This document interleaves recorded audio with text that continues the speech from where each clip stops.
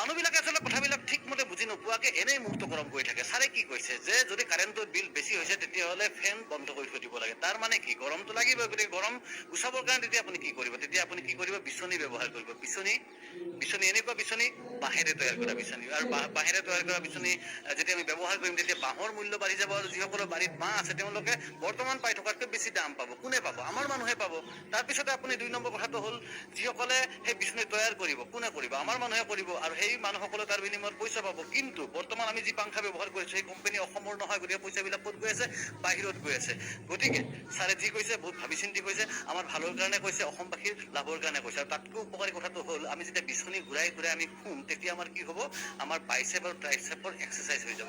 অৰ্থাৎ 1 গুলিত 2 চিকাৰ, আমি বতাহো পালোঁ আৰু আমাৰ এক্সাৰচাইজো হৈ গ'ল, আমি বাইচেপ ট্ৰাইচেপ এইবিলাকো কৰি গ'লোঁ। আৰু তাতকৈ গুৰুত্বপূৰ্ণ কথা, এনেকৈ বিচনী ঘূৰাই ঘূৰাই আপুনি যেতিয়া বতাহ লৈ থাকিব আৰু এটা সময়ত আপোনাৰ ভাগৰ লাগি টোপনি আহি যাব। ইয়াতকৈ আৰু ডাঙৰ আইডিয়া কি দিব? Thank U.